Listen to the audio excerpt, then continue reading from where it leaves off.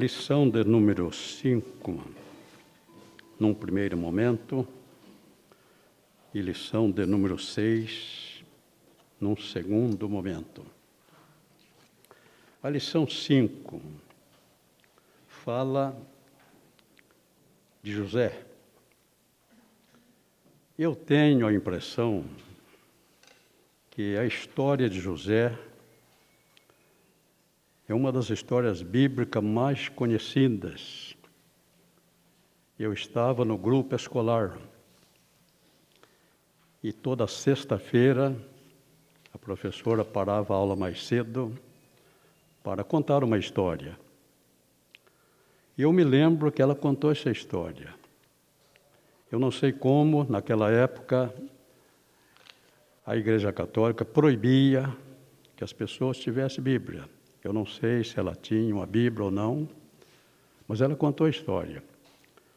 Muitos anos depois, quando eu tive acesso à Bíblia, eu encontrei esta história, a história de José. Então, é uma história muito conhecida e nós não vamos procurar ocupar muito tempo detalhando essa história. Vamos procurar destacar algumas partes que tenham relacionamento mais direto com a nossa vida espiritual. José, para ter uma ideia da importância de José, ele ocupa 13 capítulos na Bíblia. Começa no capítulo 37, pula o 38 e depois vai até os 50. Abraão ocupou um capítulo a mais. Para contar toda a história de Abraão, nós temos 14 capítulos. Então, aqui nós podemos ver a importância de José. E a história começa no capítulo 37. Mas no capítulo 38, o assunto é totalmente diferente. O capítulo 38 vai falar da história de Judá. Essa história não foi colocada por acaso. A Bíblia é a palavra de Deus. E foi certamente o Espírito Santo quem inspirou Moisés a fazer isto. Cronologicamente, esse caso do Judá aconteceu antes, mas ele só foi colocado agora, por uma razão. No capítulo 15 de Gênesis, Deus falando com Abraão, conforme nós vimos na aula passada, Deus disse a Abraão o seguinte, capítulo 15 e o versículo 13. Então disse a Abraão, saibas de certo que peregrina será a tua semente em terra que não é sua, e servi-los-ão 400 anos, e servi-los-ão 400 anos. Agora nós vemos que 400 anos depois, cumprindo o propósito de Deus, ele vai enviar José para o Egito. E através de José, o povo será levado para o Egito. Deus tem um cronograma. Deus trabalha de acordo com o seu plano. Então, no capítulo 37, nós vamos ver o primeiro descendente de Abraão sendo levado para o Egito. No capítulo 38, nós vamos entender, sabemos que esse capítulo, cronologicamente, aconteceu antes, mas ele aparece aqui logo depois da ida de José para o Egito. Então, Deus vai nos mostrar aqui, através da história de Judá, eu vou me permitir não comentar o pecado de Judá. Eu vou me permitir comentar a simbologia e a tipologia desse assunto. Logo que o José foi para o Egito, temos a história aqui de Judá. E a história de Judá mostra, no capítulo 38, nós vamos ver que aconteceu ao mesmo tempo que Judá desceu de entre os seus irmãos e entrou na casa de um varão de Adulão, cujo nome era Ira. E Judá, e viu Judá ali a filha de um varão chamado, um varão cananeu, cujo nome era Sua. Então, logo depois que José vai para o Egito, nós vamos ver aqui que Israel começa a misturar com o povo. O Judá faz uma aliança lá com Sua, cananeu, relaciona-se com a sua filha e tem com ela 3 filhos. Então, se o José, agora Deus vai mostrar que se o povo não fosse para o Egito, Israel misturaria com os povos da terra. Então, ele mostra aqui a simbologia desse capítulo. Sua, o nome desse homem, Sua, simboliza riqueza. Simboliza riqueza. Isso nos informa que Israel se tornaria um povo muito rico, muito rico. O primeiro filho, o significado do seu nome é inimizade, inimizade. Agora nós vemos que o apóstolo João, no capítulo 1, verso 11, ele vai nos dizer o seguinte: Jesus veio para o que era seu, mas os seus os rejeitaram. Aqui nós vemos aqui na pessoa de inimizade, a rejeição de Deus a respeito de Israel. Israel torna-se inimigo de Deus. Na sequência vem o outro filho, Onã. O nome Onã significa maldade. Aqui vai nos falar como se tornou o povo de Israel. Em João 19:6, quando Pilatos apresenta Jesus e pergunta ao judeu o que eles querem que faça, os judeus mostram aqui essa simbologia extraída de Selá. Selá significa, Onã significa maldade. E os judeus gritam, crucifica-o. Depois nós temos aqui em Onã, em Selá. Selá significa rebento. Isso vai falar, do Israel, o remanescente de Israel. Que o apóstolo Paulo diz lá em Romanos 9:27, citando Isaías, ele diz que ainda que Israel seja como a areia do mar, o remanescente é que será salvo. E nós vemos aqui cumprindo a tipologia de Selá. Selá representa o remanescente. Depois de toda a maldade de Israel, depois de toda a rebeldia de Israel, depois de toda a revolta de Israel, ainda há uma esperança para Israel. Selá significa, o seu nome significa rebento. E ele representa aquele grupo de judeus que logo depois da grande tribulação, quando Jesus vier na sua segunda etapa da sua segunda vinda, esse é o rebento que vai aceitar Jesus na sua segunda vinda e vai reinar com ele durante todo o milênio. Então, esse capítulo aqui abre o futuro, mostrando as reações de Israel. Israel se tornou um povo muito rico, a simbologia de Sua. Israel se tornou um povo inimigo de Deus, a simbologia de Israel se tornou um povo Foi Israel que pediu a morte de Jesus.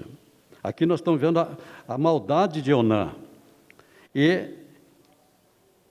ainda para Israel, na simbologia de Selá, haverá uma esperança para os remanescentes. Tamar significa fidelidade. Tamar significa fidelidade. Esta mulher foi sincera. Esta mulher cumpriu, seguiu todas as instruções de seu sogro. Ela usou de sinceridade. E Tamar representa a graça de Deus. Mateus capítulo 1, versículo 3. Tamar está lá, na genealogia de Jesus. Então, esse capítulo 38 não foi colocado aqui por acaso. Deus está abrindo um parênteses para mostrar que assim que José, o povo de Israel, na pessoa de José, começou a ir para o Egito, se não fosse, o povo misturaria. Assim que a Bíblia fala de Israel, José indo para o Egito, ela descreve a história aqui de Judá misturando com os cananeus. Era esta mistura que Deus não queria. E então José vai para o Egito. A história de José, nós vemos aqui no capítulo 37, José é um dos tipos mais perfeitos de Jesus. Na tipologia bíblica, José é um dos tipos mais perfeitos de Jesus. E você tem aqui no seu livro 14 passagens bíblicas relacionando José com Jesus. A história de José é dividida em 3 partes. E nós temos aqui no livro. Primeiro, José na casa do pai. Segundo, José no Egito. E terceiro, José no Egito triunfando na adversidade. E num terceiro momento, José no Egito benévolo para com os seus irmãos. Então, José, por um erro de Jacó, o Jacó demonstrou a sua predileção para José e criou uma reação contrária por parte dos seus irmãos. E os irmãos, eu vou resumir a história de José o máximo que eu puder, porque a lição 6 vai falar quase todo, do 20 capítulos sobre o livro de Êxodo. Então, José, por ser amado do pai, ele atraiu a inimizade dos irmãos. E os irmãos, no momento que José foi visitá-los, resolveram matá-lo. Mas por interferência de Rubens, que deu a ideia de colocá-lo numa cova, Rubens pretendia de alguma forma depois tirá-lo de lá. Mas na ausência de Rubens, passa uma caravana de midianitas. E eles então resolvem vendê-lo. 20 moedas. José, um tipo de Jesus. Ele também foi vendido. José por 30 moedas. Chegando no Egito, José é revendido. Agora para Potifar. Ele se torna escravo de Potifar. Mas Deus estava com José. Mesmo na adversidade, quando tudo parece que está errado na nossa vida, às vezes nós não entendemos o que está acontecendo, mas é o trabalhar de Deus. Foi Deus quem levou José para o Egito. Agora, na casa de Potifar, José se destaca. Ele administrava todos os negócios do pai. E ele se destaca entre os escravos do seu senhor. Mas ele atrai a atenção da sua esposa. E ela deseja relacionar-se com ele. Mas esse José tinha tudo, ele tinha tudo para dizer: acabou. Perdi minha família, estou longe da minha terra, parece que Deus não está comigo. Então José tinha tudo para entregar-se ao pecado. Mas José era fiel ao seu Deus. Ele não se deixou contaminar. Você conhece toda a história. A mulher tentou agarrá-lo e acabou ficando com a túnica dele, ele fugiu. E depois a mulher inventou uma história. Mas todas as coisas contribuem para o bem daqueles que amam a Deus. Deus queria José na prisão. Se nós entendermos qual é o propósito que Deus tem conosco, a gente reclama menos e adora mais. Agora José vai para a prisão. Tem tudo para pensar, acabou. A prisão lá é perpétua. Não tinha julgamento. Colocado na prisão, ele ia morrer lá. Mas mesmo na prisão, José demonstra a sua fidelidade ao seu Deus. E encontrou uma maneira de ser útil. Deus deu a ele, de repente aparece lá na prisão, 2 altos funcionários de Faraó, que assistia na sua presença, o padeiro e o copeiro. Os 2 cometeram lá uma infração e foram colocados na prisão. Deus deu a José. É importante que, quando a pessoa é fiel a Deus, as coisas acontecem. Quando nós somos fiéis a Deus, as coisas acontecem. Esses 2 não foram colocados lá por acaso. Nós vemos o trabalhar de Deus. Aqueles 2 foram colocados lá com um propósito. Deus estava nesse propósito. E cada um teve um sonho.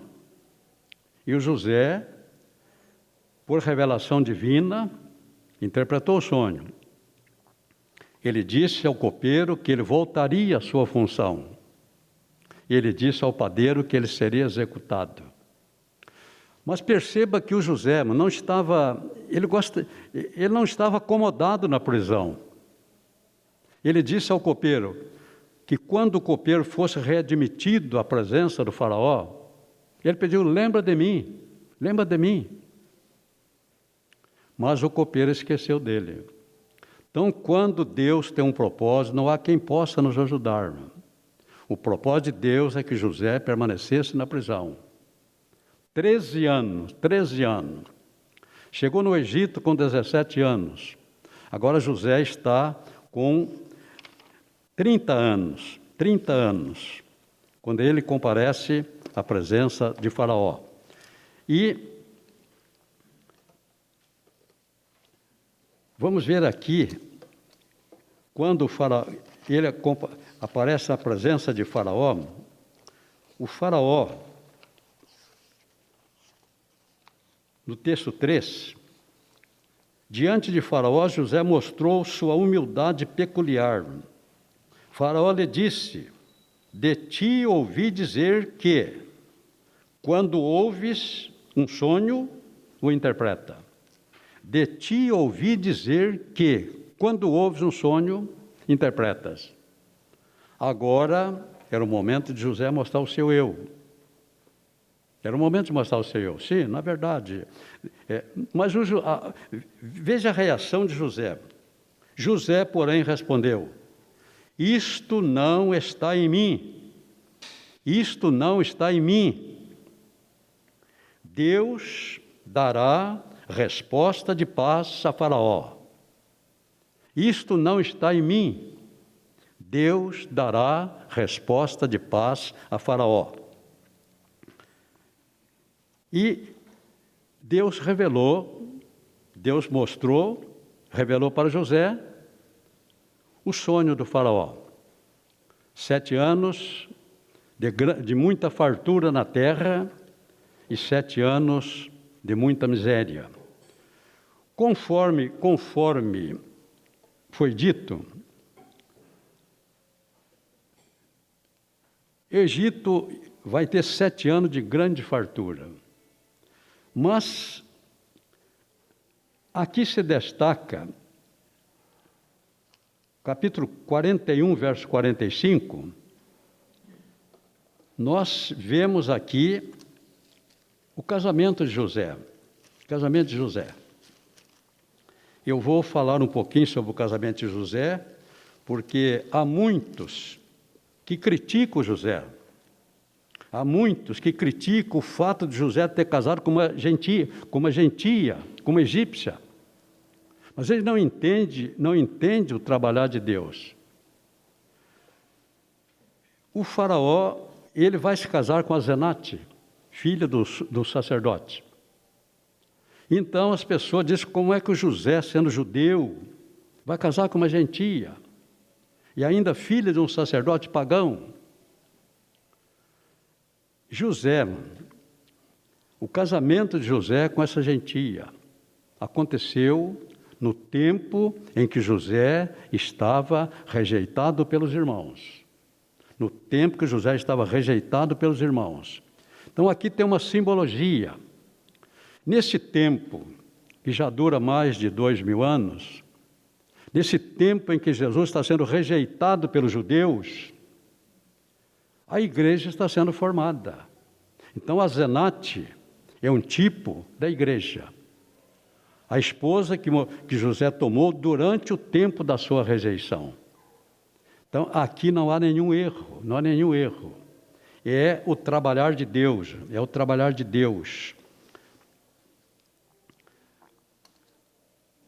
José,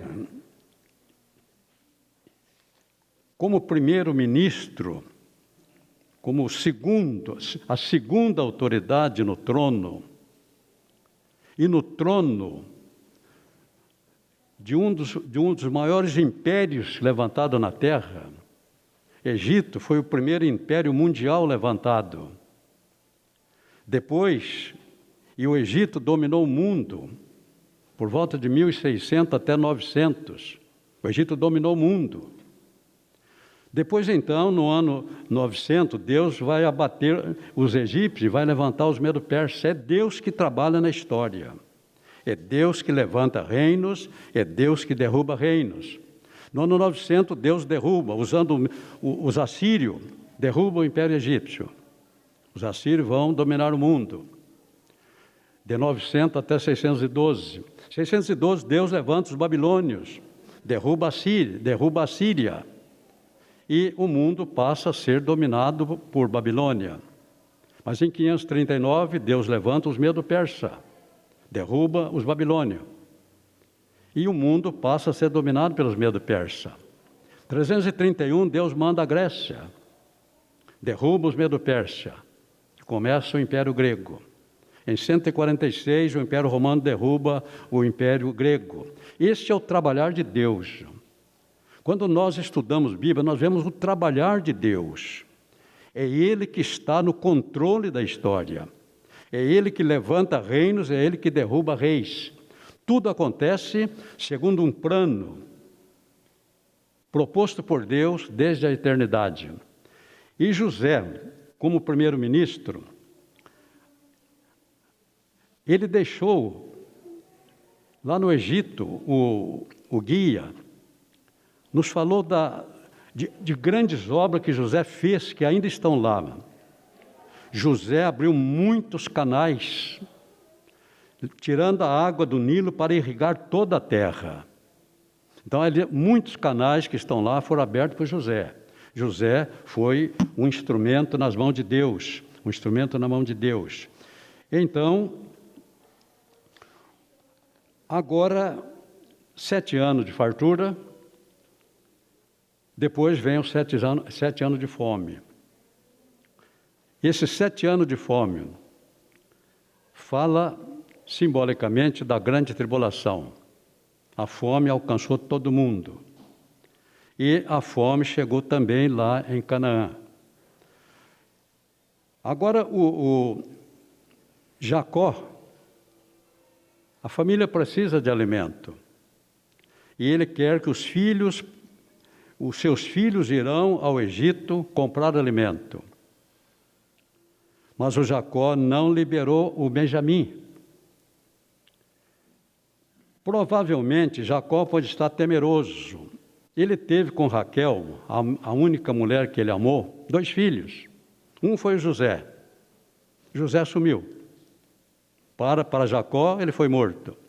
Agora o Benjamim, Era a última lembrança dele da Raquel. E ele não quis liberar o Benjamim para ir com eles. A Bíblia diz que temendo que acontecesse alguma coisa com Benjamim. Aí os irmãos foram no Egito. No primeiro encontro com José, nós vimos que eles jamais conheceriam José. José estava totalmente diferente. Agora fazia 22 anos que eles não viam José. 22 anos.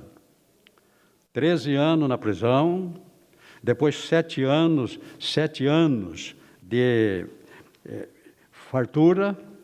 Agora nós estamos no segundo ano de fome. José está com 39 anos.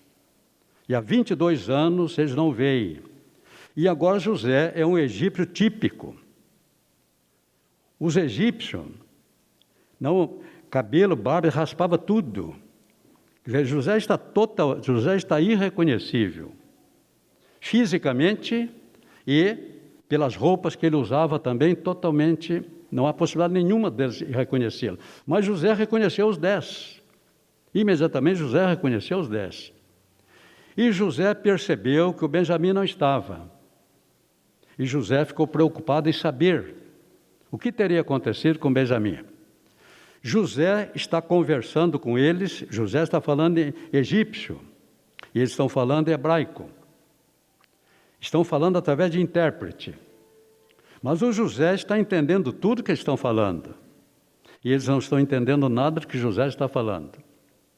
Mas o José quer saber notícia do Benjamim. O que foi feito Benjamim? Agora você conhece aí toda a história. Ele liberou os irmãos, ficou um com refém, de que, voltando ao Egito, eles levassem o Benjamim.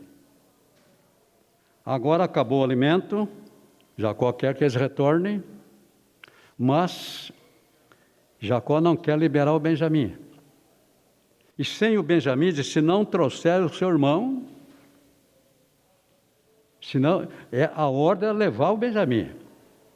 Aí acabaram convencendo Jacó para liberar o Benjamim. Aí o Benjamim vai. Agora, eu estou resumindo aqui a história. Quando José vê o Benjamim, agora o coração de José não vai aguentar.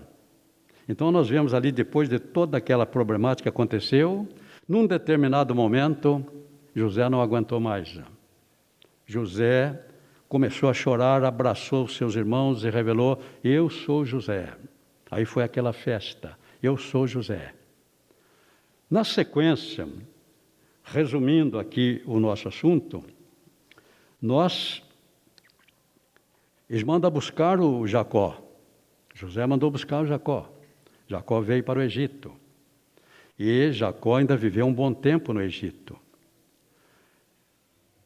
No final, o Jacó fez um pedido, que o seu corpo não fosse sepultado no Egito.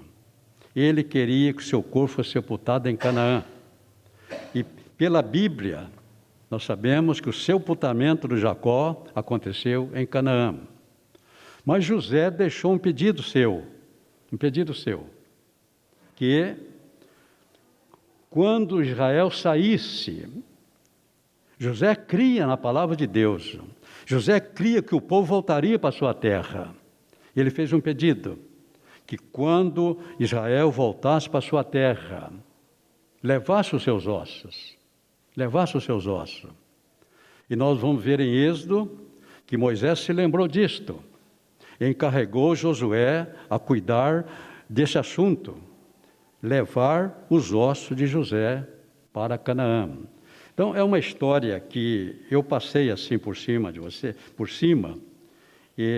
porque eu acredito que não acrescentaria nada de tudo aquilo que você já sabe sobre José. É uma história bonita, mas é uma história verídica, é uma história que tem um fundo espiritual. Então, eu creio que, de uma maneira que nos foi possível, nós contamos a história de José. Agora vamos para a lição 6. Lição 6. A lição 6, nós vamos entrar em um novo livro. 6, o livro de Êxodo. Mais um dos 5 livros escritos por Moisés. Gênesis com 50 capítulos. Agora Êxodo com 40 capítulos. É claro que já mostrei para vocês que Moisés escreveu tudo não havia vogal na língua semítica, e o hebraico é uma língua semítica, não havia vogais e não havia pontuação. Então aqui nós temos tudo bem elaborado, bem separadinho, mas isso não existia. Moisés escreveu num texto só, um texto só. Agora você vê aqui que esse livro tem 40 capítulos e esse livro conta a saída, Êxodo, ex. Você tem aqui ex, fora. Ex significa fora. Odos, saída. Ex, fora, odos, saída. Então, é o livro que descreve a saída do povo de Israel do Egito. O livro que descreve a saída do povo de Israel do Egito. No Egito, aí vamos ver aqui o capítulo 1. No Egito, Israel foi colocado na terra de Gósen, separado. Por providência de Deus, foi designado para Israel a terra de Gósen. Você vê aqui no versículo 7 do capítulo 1. E Israel se tornou muito rico. Muito gado grande. Quando nós falamos em gado grande, nós falamos em ovelhas, em bois, vacas, animais grandes. Gado pequeno, ovelhas e cabra. Israel se dedicou à pecuária. Israel se tornou muito rico. O povo cresceu muito. Cresceu muito. Então nós vemos aqui, a Bíblia diz que levantou-se um novo rei sobre o Egito que não conhecera José. Levantou um novo rei no Egito que não conhecera José. Isso aqui nós passamos de um versículo para o outro. Nós estamos passando aqui do versículo 7 para o versículo 8. Versículo 7 fala de Israel multiplicando muito, cresceu muito. O versículo 8 diz: levantou-se um novo rei sobre o Egito que não conhecia José. Essa história, a parte histórica, você encontra aí na página 178 do seu livro. Eu não vou contar a parte histórica. Eu vou procurar tirar aqui a simbologia bíblica. A simbologia bíblica. Lendo aqui, parece que não há interrupção. Versículo 7 para o versículo 8 não há interrupção. Mas versículo 7... nós sabemos pela história que José morreu no ano de 35. José morreu no ano 1635. E ele veio cerca de 400 anos depois de Abraão. Agora aqui, com esse novo rei, nós estamos no ano de 1491. Foi o ano que o povo saiu do Egito. Então, da morte de José, de um versículo para o outro, nós passamos 144 anos. Do versículo 7 para o versículo 8, são 144 anos. Isso passa despercebido de quem está lendo a Bíblia. E a Bíblia diz que levantou-se um novo faraó que não conhecia José. A dinastia que dominou o Egito, a dinastia dos Hicsos,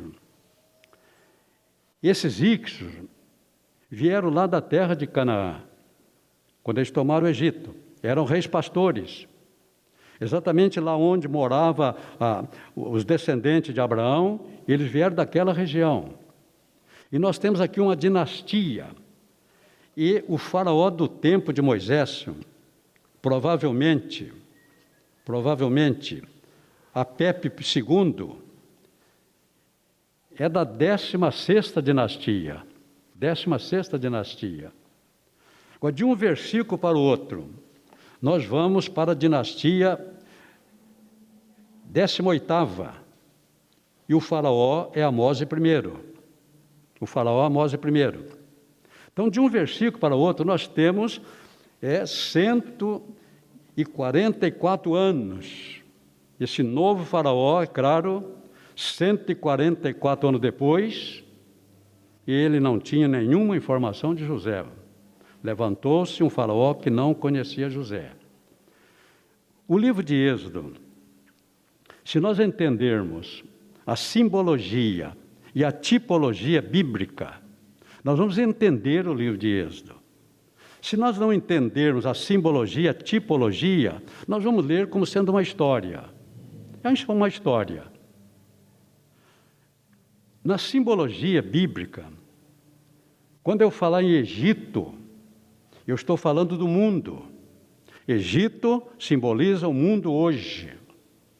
Quando eu falar em Faraó, eu estou falando de Satanás. Satanás simboliza, na tipologia bíblica, Satanás simboliza, aqui, o Faraó simboliza Satanás. Quando eu falar em Moisés, eu estou falando de Jesus. Na tipologia bíblica, Moisés representa Jesus.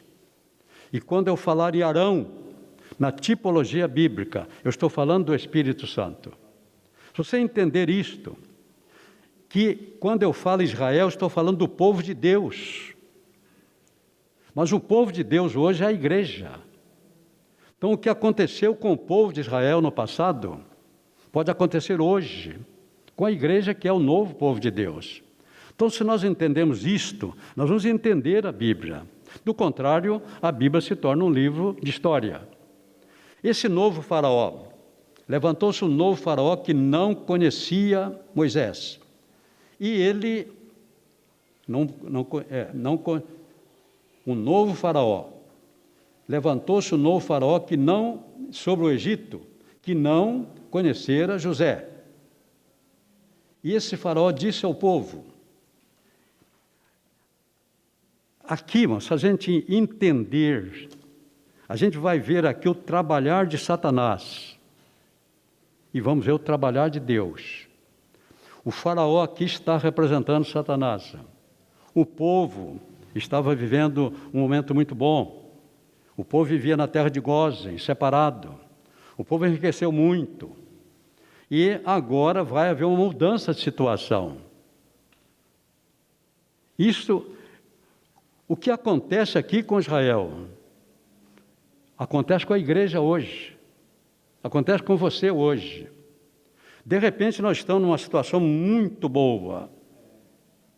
De repente muda tudo. Aqui vai mudar tudo. Vai mudar tudo. Satanás colocou aqui na cabeça do rei que se houvesse uma guerra, se o Egito fosse invadido, esse povo ia unir-se ao invasor. E esse povo agora representava um perigo. Então, ele vai encontrar uma maneira, primeiro, de enfraquecer o povo. Ele vai chamar esse povo para o trabalho pesado. Esse povo aqui vai trabalhar agora nas grandes construções. Uma das características do mundo antigo. E nós temos aqui que eles trabalhavam, vamos ver aqui, o guia lá no Egito, que nos acompanhou, ele diz que os israelitas trabalharam sim, mas não como escravo. Eles eram assalariados, eles recebiam. Então, se a gente não conhece Bíblia, a gente fica no pensamento. É claro que o guia egípcio não vai falar mal do Egito. Agora, a gente que conhece Bíblia sabe que não foi dessa maneira. Aqui está escrito que o povo era afligido. E eis que o povo, os filhos de Israel, e os egípcios puseram sobre eles maiorais, capítulo 1, verso 11, maiorais de tributo, para os afligirem com suas cargas, para os afligirem suas cargas. E edificaram para Faraó cidade de tesouros, Pitom e Ramassés. Mas quanto mais os afligiam, não era operário salariado não, era escravo. Quanto mais os afligiam, se multiplicavam e tanto mais cresciam, de maneira que se enfadavam por causa dos filhos de Israel. Agora, esse homem, tipificando Satanás, num primeiro momento, ele tenta enfraquecer o povo, escravizando, mas não está dando resultado. Agora ele vai ter uma ideia aqui, mano. Quem lê essa passagem aqui, se você não ler orientado com a assistência do Espírito Santo para te ajudar, te revelar, fazer entender. Essa é uma das minhas orações, me ajuda a entender a palavra, abre o meu entendimento. Eu não estou aqui como mestre e doutor, eu sou estudante de Bíblia. Então eu peço, eu oro nesse sentido. Do contrário, muita coisa aqui, essa atitude aqui desse faraó, a grande maioria dos estudiosos não vê nada. O faraó teve uma ideia, matar todos os meninos. Mas não foi o faraó que teve essa ideia. Essa ideia foi colocada por Satanás na sua cabeça. Satanás conhece o plano de Deus. Satanás sabe, como eu já disse para vocês, Deus, Adão, depois os dois filhos, Abel representando Jesus homem, os 7 representando Jesus ressuscitado. O projeto de Deus, começando com o 7º, teria que vir numa linha reta, não podia misturar com os descendentes de Caim. E nós vimos a sequência. 7 gerou Enos, Enos gerou Cainã, Cainã gerou Malael, Malael gerou Jared, Jared gerou Enoque. E as duas linhagens estavam separadas no tempo do Enoque. Enoque gerou Matusalém, Jerusalém gerou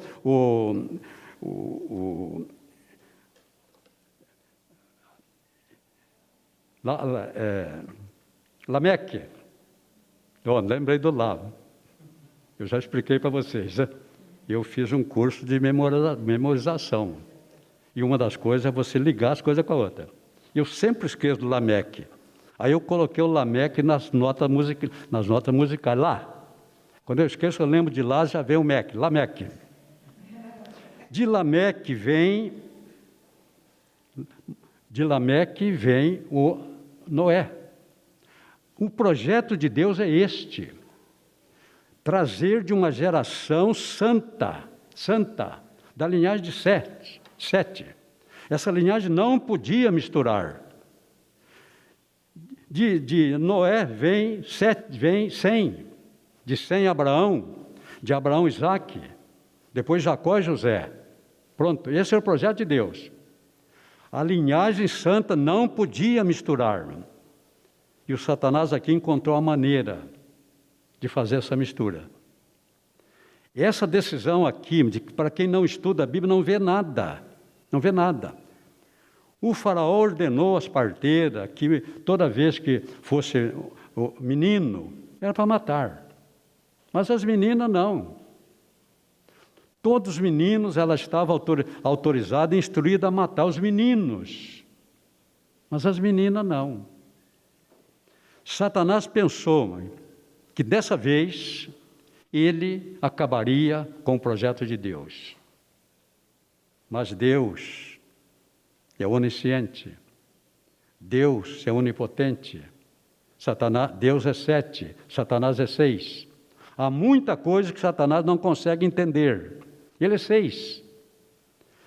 O pensamento dele, vamos imaginar 15 anos depois 15, 16, 12 anos depois, 15 anos, 20 anos, não haveria um único moço da linhagem de Sem. Não haveria mais nenhum moço na nação de Israel, mas haveria muitas moças, muitas moças. Agora o projeto de Satanás, não tendo com quem essas moças casarem em Israel, elas teriam que casar com os povos da terra. E casando com os povos da terra, o projeto de Deus estava acabado. Deu para entender? Deu para entender? Mas Deus é 7. Deus é 7. E Deus vai dar coragem para uma mulher, Joquebede.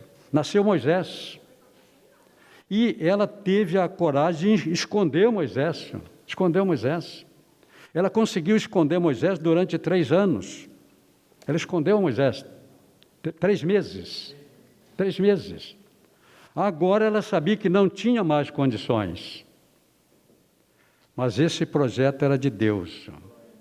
A linhagem masculina não ia acabar, não. Não ia acabar, não.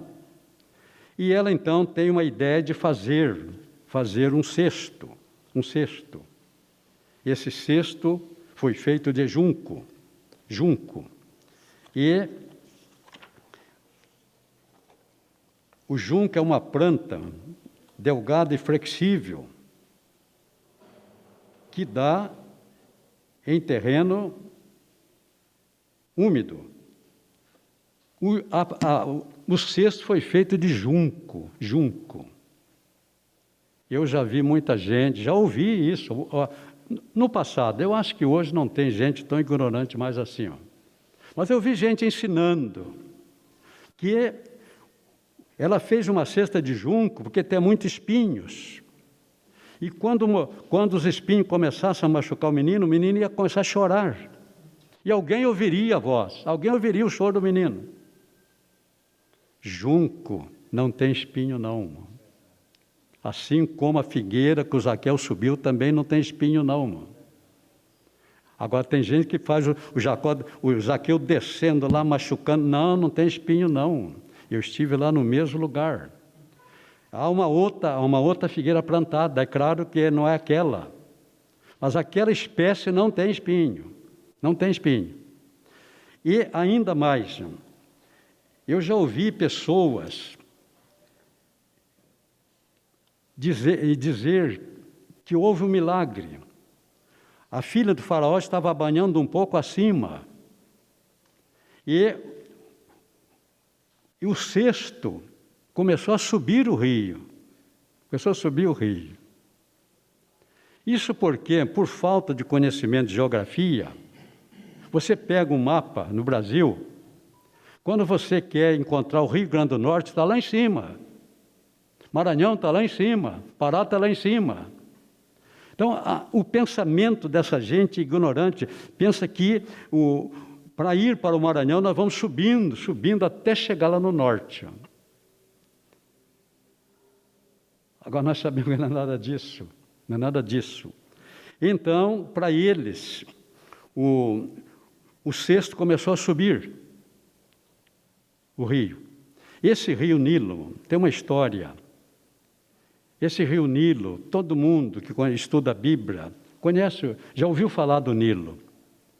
O rio Nilo não nasce ali no Egito, não. Ele nasce lá de 2 nascentes, Uganda e Etiópia. Depois esse rio percorre 10 países, numa extensão de 7.088 quilômetros. Esse rio já foi considerado o maior rio do mundo em extensão. O Amazonas era o segundo. E em volume d'água, o Amazonas era o maior. Hoje nós sabemos que inverteu a história. O Amazonas nasce lá nos Andes do Peru. Mas descobriram que o Amazonas nasce um pouco para cima. E o Amazonas se tornou também o maior rio do mundo. Mas o Nilo, esse Nilo tem uma história. Eu tive a felicidade de navegar pelo Nilo, mais ou menos 4 horas. Uma festa, um jantar noturno. Seria um jantar dançante. É claro que eu pude contemplar as dançarinas do ventre, a dança do ventre, uma excelente orquestra, um jantar a bordo de um grande barco. Nós ficamos mais ou menos umas 4 horas no Nilo. Esse jantar não foi barato, mas se você for lá, faça isto. Esse jantar noturno a bordo de um grande barco. Você vai, 4 horas você vai navegar pelo Nilo. O Nilo está lá. E a história diz que o Egito é uma dádiva do Nilo. Então, o Nilo tem uma história. E é certo que ele caminha do sul para o norte, e vai desaguar lá no mar Mediterrâneo. Então, ele vai do sul para o norte. Agora, isso não significa que ele está subindo, não. Significa que ele caminha do sul para o norte, depois de atravessar 10 países, ele deságua no mar Mediterrâneo. Então, aqui então nós temos a história do Nilo. E, na sequência, vamos ver aqui onde é que nós estamos. Sim, houve um milagre. É Deus que está conduzindo a história. É Deus que está guiando aquele barquinho, aquele cesto. E o cesto vai passar onde a princesa está banhando. E a princesa mandou buscar o menino. Resumindo o assunto, trouxeram o menino e entregaram a princesa. E a princesa levou o menino para o palácio, mas ela não entendia nada de criança. Ela precisava de alguém para cuidar do menino. Bíblia faz a gente ver Deus na história. Deus na história. Alguém disse para a princesa que conhecia uma mulher que podia cuidar do menino. E essa mulher era Joquebede. Era a mãe do menino. Meu Deus do céu. Esse Deus é tremendo. A moça falou para a princesa da Joquebede. A Joquebede mandou buscar, a princesa mandou buscá-la, e ao entregar o menino para ela estabeleceu um preço, ela ia pagar. Joquebede vai ganhar para cuidar do menino. Esse menino precisava voltar para sua mãe. Esse menino precisava conhecer a história do seu povo. Esse menino precisava conhecer tudo sobre Israel. Precisava aprender a língua. E a Joquebede preparou o menino. Ela fez do Moisés um israelita. Ela ensinou a Moisés sobre o seu Deus. Ela ensinou sobre Moisés sobre o seu povo. E ele volta para o palácio. Agora, esse faraó não tinha filho homem. O substituto dele seria a filha. E a filha, ao que parece, sabendo que um dia ela assumiria o trono, ela investiu tudo em Moisés, para que Moisés pudesse ser o seu braço direito. E a Bíblia diz que ele foi educado em toda a ciência do Egito. E a história conta uma batalha que ele venceu contra a Etiópia, como general de exército. Então, 40 anos, Moisés aprendeu tudo que ele precisava. A vida de Moisés, vocês viram, divide em três partes. 40 anos, ele aprendeu ser. Depois, no segundo período de 40 anos, ele aprendeu que não era nada. E no terceiro período de 40 anos, ele aprendeu que Deus era tudo. Depois vemos que ele, num momento lá, sabendo que aquele israelita que estava sendo maltratado era seu irmão, era da sua gente, ele acabou matando o egípcio. E Moisés, cumprindo um propósito de Deus, vai ter que deixar o Egito e ir para Padarã, para a terra lá do seu sogro. Moisés vai ficar lá 40 anos, trabalhando para o sogro. Moisés não tinha salário. Deus não permitiu que Moisés tivesse uma única ovelha, nem um único cabrito, porque Moisés estava sendo preparado para cuidar do povo de Deus. Então, ele precisava aprender trabalhar com coisa que não era sua, porque ele ia ser usado por Deus para conduzir o povo, e esse povo pertencia a Deus. 40 anos, até que Deus aparece para ele, lá no Monte Sinai. E Deus fala com ele.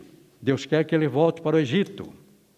Agora, o Moisés não é mais aquele de 40 anos atrás. No Egito ele era. Agora ele começa a dizer para Deus, ele não vê condições de aceitar o chamado de Deus. E ele chega até a dizer, eu não sei falar, meu Deus, eu não sei falar. Resumindo a história, Deus coloca Arão no seu lugar, ao seu lado. E Moisés vai para o Egito, ao lado de Arão. Então vamos entrar aqui agora, Moisés chegando ao Egito. Certamente ao lado de Arão, ele se identifica ao povo. Ele se identifica ao povo. Porém, ele vai ter que falar com o faraó. E aqui, quando ele foi falar com o faraó, ele não levou com ele nenhum israelita. Aquela missão era ele e Arão.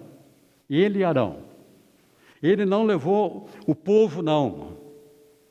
Se você entender que isto aqui, Israel, representa a igreja, nós vamos ver que a batalha com Satanás foi Jesus que travou.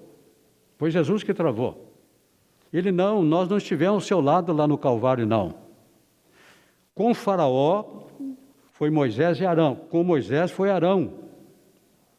Aqui nós temos a figura de Jesus e do Espírito Santo. O povo não participou dessa briga. O povo não foi chamado para combater o faraó, não. Essa batalha seria no sentido espiritual de Jesus e do Espírito Santo. Aqui nós temos o faraó representando Satanás. Moisés e Arão representando Jesus e o Espírito Santo. E, resumindo aqui, senão nós não vamos chegar com o povo no deserto. Resumindo, nós vamos ver que, para falar com o faraó, foi Moisés e Arão. É claro que Deus sabia que o faraó não ia entregar facilmente. Não. E certamente ele endureceu. Então Deus havia entregue a Moisés uma vara. Arão estava com a vara. Então, para mostrar ao faraó o poder de seu Deus, o Arão lançou a vara dele no chão, a vara transformou em cobra. Agora, o faraó chamou os seus feiticeiros e eles fizeram o mesmo. Lançou a vara se transformou em cobra. O apóstolo Paulo, no capítulo 3 de 2 Timóteo, ele dá o nome de 2 desses feiticeiros. Aqui, 2 Timóteo, capítulo 3, ele vai dar o nome de 2 desses feiticeiros. Lá nós não temos o nome deles, mas o apóstolo Paulo aqui vai dizer, como Janes e Jambres, 2 Timóteo 3 e 8, e como Janes e Jambres resistiu a Moisés, assim também este resiste à verdade. Janes e Jambres. Eu não sei se foi o Janes, não sei se foi o Jambre, que jogou a vara dele transformou em cobra. Agora o Arão deve ter levado um susto, né? Agora não deve ter olhado para Moisés e agora. Mas a Bíblia diz que a vara transformada em cobra de Arão, comeu a outra. Pronto. Agora vem a segunda prova. Arão toca com a vara as águas e começa a sair rãs em quantidade. O mago faz a mesma coisa. Mas na terceira, Satanás é limitado. Ele é 6, Deus é 7. Na terceira praga, quando o piolho começou em toda a terra, os magos não conseguiram criá-los. Os magos não conseguiram. E eles vão dizer aqui que agora, a partir dali, eles não podem fazer mais nada. Ele vai dizer que isto é coisa de Deus. Isto é coisa de Deus. Capítulo 8, versículo 18. E os magos fizeram também assim com seus encantamentos para produzirem piolhos, mas não puderam. E havia piolhos nos homens e no gado. Então disseram os magos a Faraó: isso é o dedo de Deus. A partir dali, até a 10ª praga, os magos não puderam fazer mais nada. Agora, por que Deus mandou 10 pragas sobre o Egito? Por que Deus mandou 10 pragas sobre o Egito? Essas pragas não foram para castigar os egípcios. Essas pragas foram usadas para levar Israel a conhecer o seu Deus. E o Deus que Israel conhecia era o Deus de Abraão, Isaque e Jacó. Israel não tinha experiência nenhuma de Deus. Ele sabia que é o Deus de Abraão, Isaque e Jacó. O que você sabe desse Deus? Nada. Nada. E eles precisavam conhecer Deus, saber quem era Deus, conhecer o poder de Deus. Então as 10 pragas não foi para castigar os egípcios, foi para levar Israel a conhecer o poder de Deus. Deu para entender? As pragas tiveram objetivo. Deus começou a desmoralizar. Os israelitas conheciam todos os deuses dos egípcios. Agora Deus começa a desmoralizar um após outro, mostrando para os israelitas que os deuses dos egípcios não eram deuses. E Deus desmoralizou todos, até que chegou ao último, a 10ª praga. Deus matou. O faraó era adorado como Deus. O faraó era adorado como Deus. E agora Deus vai matar o filho do faraó, para mostrar que o faraó não era Deus. Agora, então, o faraó vai permitir a saída do povo. Esse capítulo 12, o que fala aqui, a instituição da Páscoa, esse capítulo é um capítulo de destaque. A Páscoa simboliza a nossa Santa Ceia. Aqui nós temos um cordeiro da Páscoa. Um cordeiro teria que morrer. E esse cordeiro deveria ser observado. Guardareis do 14º dia. Ele deveria ficar em observação por 4 dias. 4 dias. Se tivesse um defeito, esse cordeiro não podia ser morto. Esse cordeiro representa Jesus. O sangue foi derramado, mas a ordem foi colocar o sangue do lado de fora da porta. Do lado de fora da porta. O sangue não era para o judeu ver, foi colocado do lado de fora. O judeu sabia que estava protegido, porque do lado de fora o sangue estava colocado. E foi assim que aconteceu. O anjo da morte passando na casa em que ele viu o sangue era para o anjo da morte ver, não é para o judeu ver. O anjo da morte é que teria que ver. Cada casa que havia o sangue colocado na porta, o anjo passava. Agora Israel vai sair do Egito. E Israel representa a igreja. Tudo que vai acontecer com Israel é aquilo que está acontecendo com a igreja. Israel sai. Aqui diz que eram 600.000 homens. 600.000 homens. Cada homem de guerra tinha uma esposa. Cada esposa tinha vários filhos. Então eu posso pensar que esses 600.000 homens de guerra, 600 famílias, eu posso pensar que saíram do Egito de 4 a 5 milhões de pessoas. Foi uma festa. Agora eu vou mostrar para vocês tudo que vai acontecer com Israel. É tudo que está acontecendo com a igreja. Eu não vou contar uma história para vocês. Eu vou mostrar, agora foi uma festa. Uma festa. O Egito, Israel está saindo do mundo.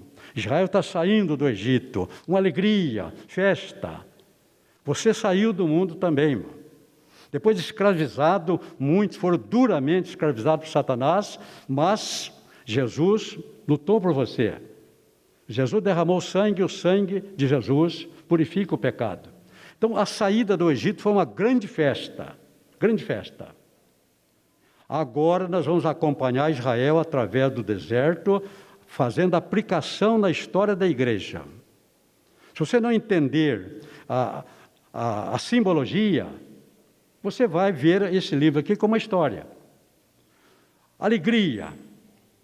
Estava dando tudo certo, estamos indo em direção a Canaã. De repente, eles chegam próximo do Mar Vermelho e recebem a notícia que o faraó está vindo atrás deles. E recebe a notícia que o faraó está vindo com 600 carros de guerra. E agora? Eles estão diante do Mar Vermelho. De um lado, o penhasco que eles não conseguem subir. Atrás vem o faraó com o exército para levá-lo de volta. Na frente tem o Mar Vermelho. Essa é a vida cristã. De repente a gente está indo feliz, cantando, glória a Deus, aleluia, estamos saindo do Egito, estamos em direção a Canaã, aparece o primeiro empecilho. Se você não entender isto, você vai decorar a Bíblia, mas não vai entender nada. Moisés começa a orar, clamar. Mas Deus tinha entregado a Moisés uma vara. Essa vara simboliza a fé. Essa vara simboliza a fé. Moisés está clamando. E Deus vem e diz: Moisés, por que clamas? Por que está clamando? Há momento de clamar, irmão. Moisés diz, Deus disse que não era uma hora de clamar, não. Ele disse: usa a vara. Você tem uma vara. Deu para entender? Seja qual for a dificuldade que você tiver na sua frente, você tem uma vara na sua mão. A vara simboliza a fé. Moisés estendeu a vara, o mar abriu. Pronto. Depois de uma aflição, uma bênção. O povo todo passou, celebraram, houve festa, dança, a Midian com um grupo de mulheres, celebração. É o crente celebrando uma vitória. Agora, eles começam a caminhada. 27 quilômetros depois, eu fiz todo esse trajeto. Com a diferença que o mar, o canal de Suez, nós passamos por baixo do mar. É um túnel com 4,5 km. Então nós entramos no túnel, saímos lá do outro lado. 27 quilômetros depois, nós chegamos em Mara.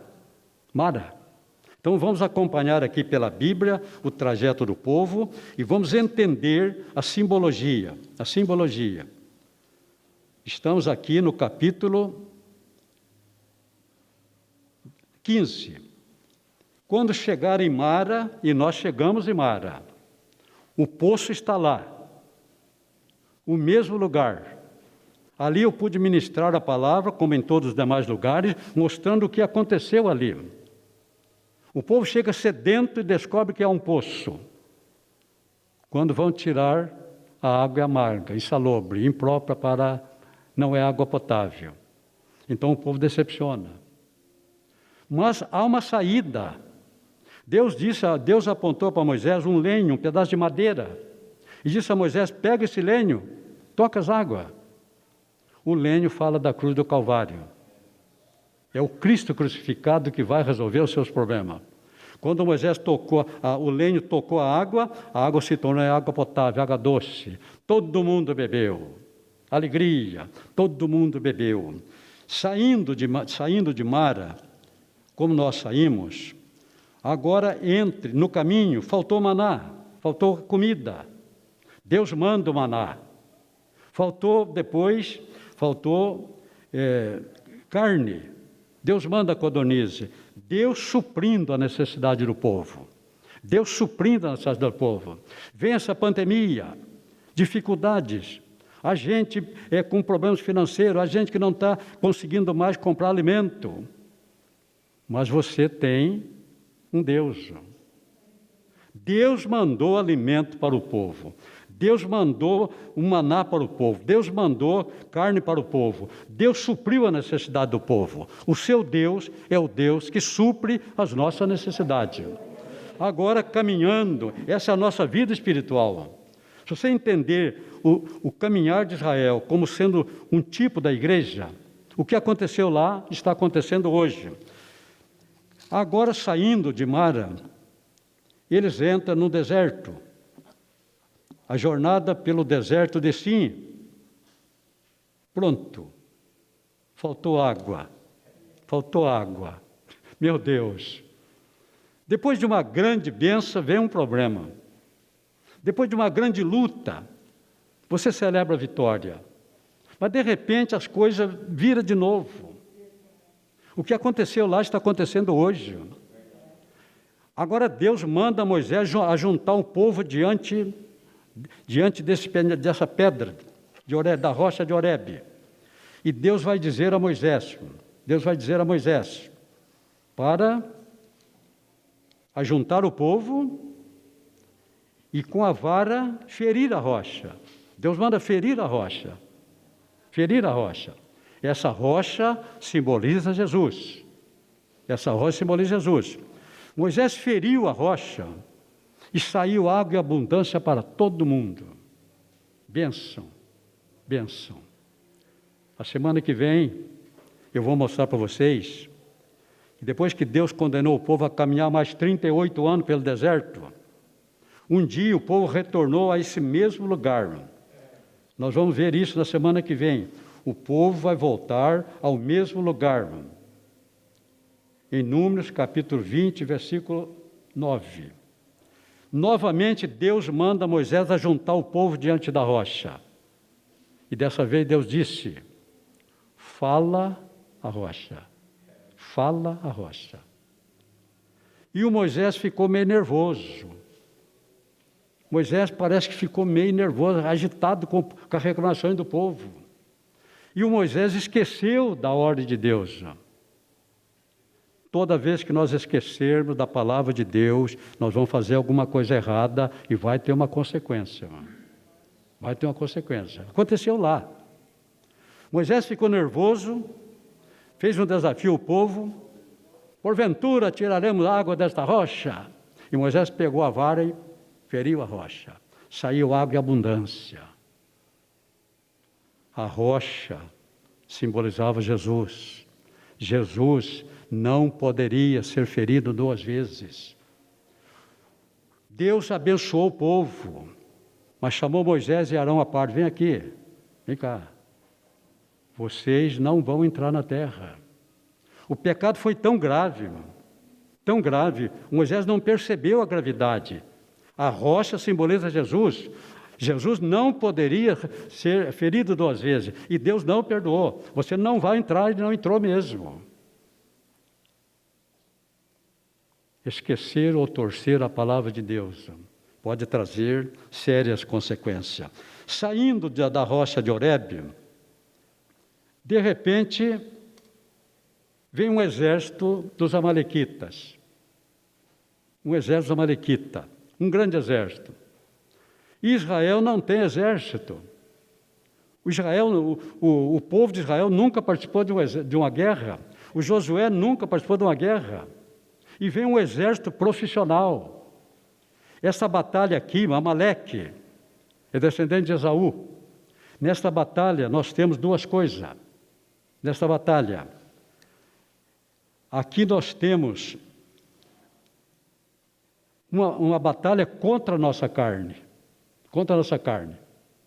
E para vencer essa batalha, vai precisar de 2 coisas. Moisés improvisou um exército.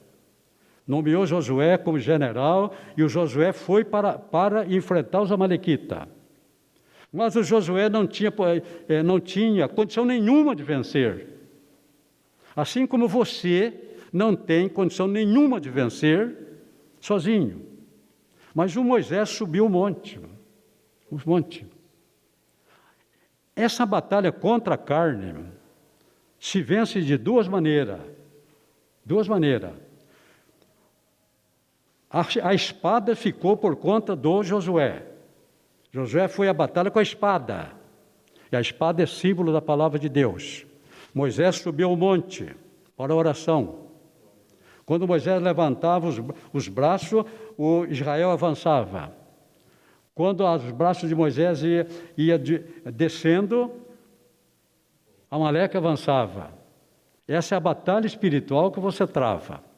Essa é a batalha espiritual. Isso aqui não está colocado aqui para enfeite. Essa batalha espiritual se vence de duas maneiras. Pela espada. E a espada simboliza a palavra de Deus. E pela oração. É pela oração e pela palavra de Deus que você vai vencer a sua carne. Deu para entender? Aí quando aí veio os auxiliares de Moisés. Arão pegou num de seus braços e o Arão, um do outro, e agora vão sustentar os braços de Moisés levantado e Amaleque foi derrotado. Esta é a batalha espiritual que nós estamos travando. É a batalha da carne. Você só vai vencer pela palavra e pela oração. Espada e monte. Josué e Moisés. Pronto, venceram a batalha. Agora prossegue, vencendo a batalha. E antes disto, eu pulei aqui o capítulo 17. A jornada no deserto de Sim. A jornada no deserto de Sim. Depois de Mara,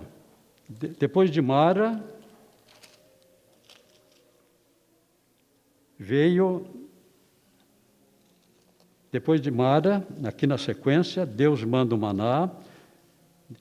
Depois de Mara, é uma celebração e uma luta.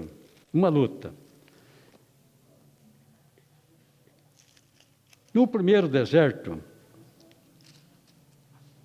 a água era amarga. Deus transformou a água em Sim. Agora chega em Elim. 70 palmeiras e 12 fontes de água. Esse é o momento bom que eu estou vivendo. 70 palmeiras e 12 fontes de água. Sombra e água fresca. Aqui em Elim é bom ser crente. Está faltando nada. Tem água e abundância, sombra. Nós não estamos sendo queimados pelo calor do sol. Aqui em Elim é bom ser crente. Sombra e água fresca. Deu para entender? Saindo de Elim, vem o Amaleque. Meu Deus do céu. Essa vida espiritual é complicada. O que aconteceu lá está acontecendo hoje. Aqui não é uma história. Nós estamos vendo a tipologia. Agora, depois de 3 meses de caminhada, o povo chega no Sinai. Agora, no Sinai, você tem tudo aí no seu livro. Nós temos agora 10 minutos e vamos ter que ser bem conciso. Capítulo 19, o povo chega no Sinai. Agora, o Egito ficou. O Mar Vermelho ficou. Voltar para o Egito não tem mais condição. O povo agora está livre.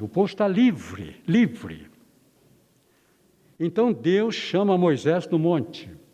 Capítulo 19. Deus chama Moisés no monte. E Deus vai dizer a Moisés que ele pretende formar um povo. Mas ele disse a Moisés: toda a terra é minha. Versículo 5.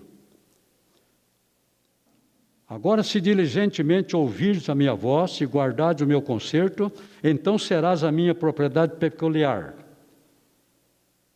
dentre os povos da terra, porque toda a terra é minha.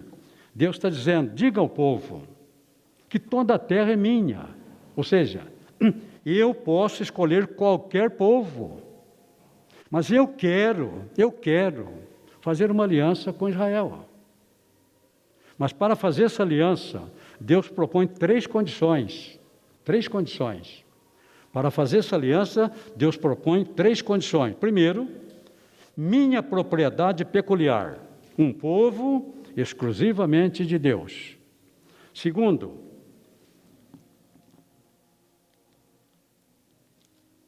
minha propriedade peculiar dentre todos os povos, porque toda a terra é minha.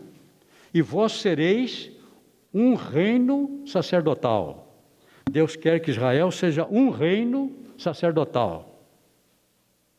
E Deus quer que Israel seja um povo especial, um reino sacerdotal, minha propriedade peculiar, dentre todos os povos. Então, 3 condições: um povo especial, propriedade peculiar de Deus e um povo santo. 3 condições. Agora, Deus vai mandar o Moisés levar ao povo a proposta. A decisão é sua, a decisão é sua. Deus vai mandar levar a proposta. Diga ao povo que eu posso pegar qualquer povo, mas eu quero fazer uma aliança com esse povo. Mas esse povo teria, Deus deu liberdade para o povo. O povo ia escolher. O povo ia escolher. Você não está aqui forçado. Você não está aqui porque foi aprisionado. Você está aqui porque você fez a sua escolha. Você fez a sua escolha. Eu fiz a minha escolha. Nós não somos escravos. Levando a proposta, o povo não pensou 2 vezes. Moisés imediatamente volta para dar a notícia a Deus. O povo aceitou a proposta. Agora Deus vem para celebrar a aliança com Israel. Essa aliança com Israel, as 3 condições, as mesmas 3 condições, foram colocadas para a igreja. Abra sua Bíblia na primeira epístola de Pedro, capítulo 2, versículo 9. As palavras são quase as mesmas, mas se você interpretar, as 3 condições do Sinai são as 3 condições colocadas por Deus através da epístola de Pedro, capítulo 2 e o versículo 9. Esta é a proposta para a igreja. E vós sereis a geração eleita, ou seja, o povo que Deus escolheu. Ele diz, todos os povos são meus, mas eu estou escolhendo Israel. Eu estou escolhendo Israel. Então, nós somos uma geração eleita, escolhida por Deus. Um sacerdócio real. Um sacerdócio real. Israel deveria adorar o seu Deus. Um sacerdócio real. E a terceira condição, uma nação santa. As mesmas condições para a igreja. Um povo especial, uma geração eleita, um sacerdócio real e uma nação santa. As mesmas 3 condições. É nesse momento que nós estamos aqui, irmão. Israel quebrou as 3 condições. Israel quebrou as 3 condições. Mas a igreja, aquela igreja que Jesus chamou de minha, sobre esta pedra edificarei a minha igreja. Essa igreja não quebrou nenhuma das 3 condições. Essa igreja é um povo eleito por Deus. Essa igreja é um povo, um sacerdócio real. Cada crente é um sacerdote. Cada crente é um sacerdote. E esse povo é um povo santo. Então, aquela igreja que Jesus chamou de minha, sobre esta pedra edificarei a minha igreja, essa não quebrou, não está quebrando e não vai quebrar nenhuma dessas 3 condições. Agora, se você conhecer alguma igreja que não está vivendo de acordo com este postulado, que não está cumprindo essas três itens da aliança, nessa igreja deve estar faltando alguma coisa. Dessa igreja deve estar faltando alguma coisa.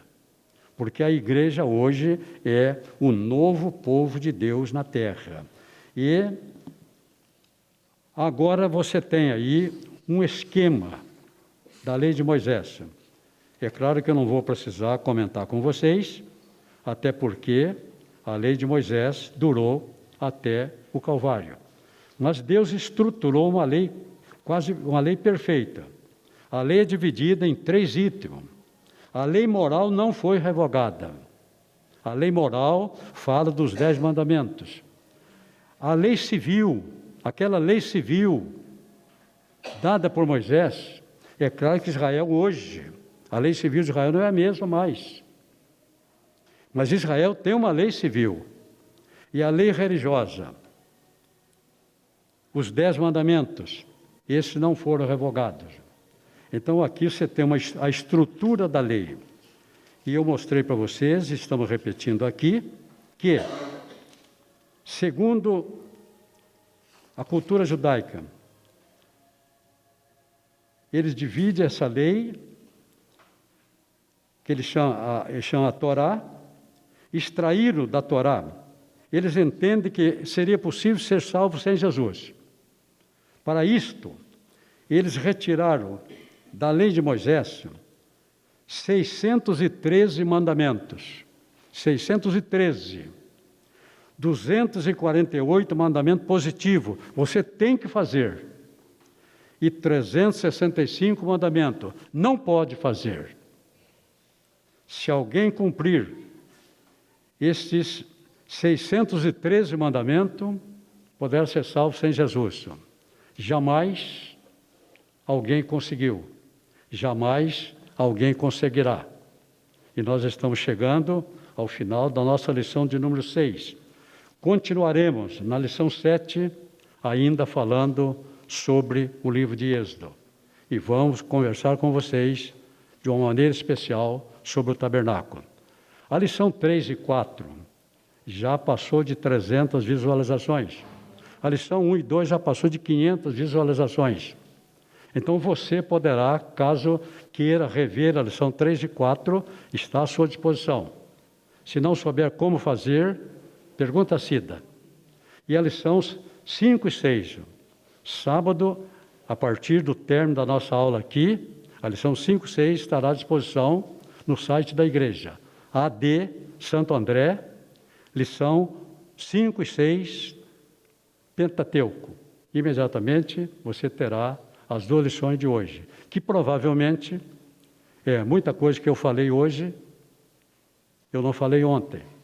E muita coisa que você ouviu hoje, a turma de sábado poderá não ouvir. Foi muito bom ter vocês comigo. São 8h30 em ponto. 8h30, né? Ok? Então, estamos em cima do horário. Para mim foi muito bom estar com vocês. Se Jesus não vier, eu prometo estar aqui na próxima quinta-feira. Se Jesus vier, eu quero vocês lá, perante o tribunal de Cristo, juntamente comigo.